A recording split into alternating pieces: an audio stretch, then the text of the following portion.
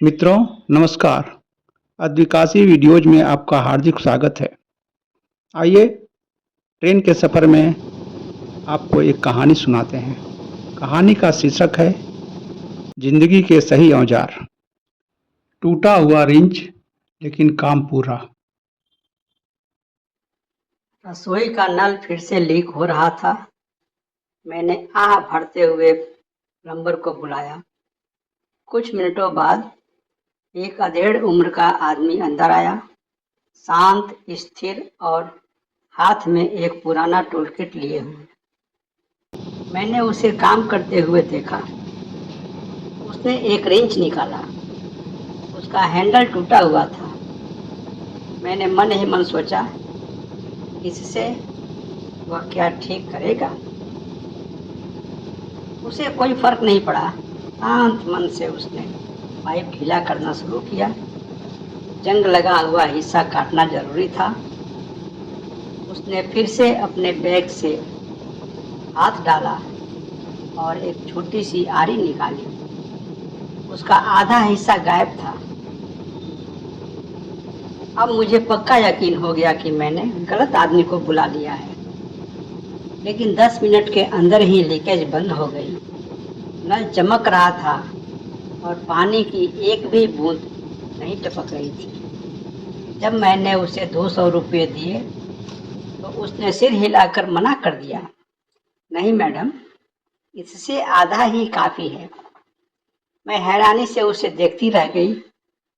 आजकल कौन ज़्यादा पैसे लेने को मना करता है। वह मुस्कुराया, एक शांत और सहज मुस्कान।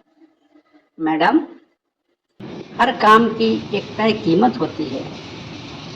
अगर मैं आज ज़्यादा पैसे लूँगा तो कल भी ज़्यादा की उम्मीद करूँगा। जब वह नहीं मिलेगा तो मैं दुखी हो जाऊँगा। इसलिए मैं उतना ही लेना पसंद करता हूँ जो सही हो। इससे मुझे संतुष्टि मिलती है। मैंने धीरे से सिर हिलाया। कम से कम अपने लिए एक नया रिंच और आरी तो खरीद दो। इससे तुम्हारा काम आसान हो जाएगा।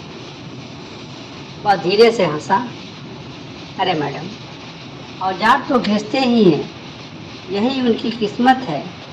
लेकिन टूटे फूटे होने पर भी वे अपना काम करते हैं, ठीक वैसे ही जैसे बुजुर्ग लोग। कुछ निशान हमें बेकार नहीं बनाते। वह रुका और फिर बोला, जब आप अपने ऑफिस में लिखती हैं तो क्या इससे कोई फ़र्क पड़ता है कि आप कौन सा पेन इस्तेमाल कर रही हैं, महंगा वाला या साधारण वाला? अगर आपको लिखना आता है तो आप किसी भी चीज़ से अच्छा लिख सकती हैं। लेकिन अगर नहीं आता तो सबसे महंगा पेन भी काम नहीं आएगा। हुनर हाथों में होता है, औजार में नहीं। मैं वहाँ बिना कुछ कहे खड़ी रह गई। उसकी बातें मेरे दिल में उतर गई। उसके झुर्रियों वाला चेहरे पर जो संतुष्टि थी वह बहुत खास थी। ऐसी चीज़ जिसे पैसे से नहीं खरीदा जा सकता।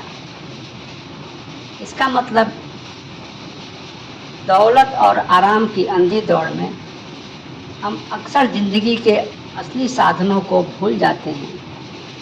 ईमानदारी, मेहनत, आभार और संतोष।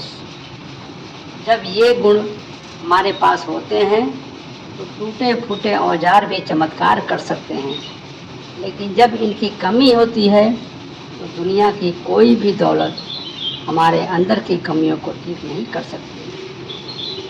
यह कहानी सभी वरिष्ठ नागरिकों को समर्पित है।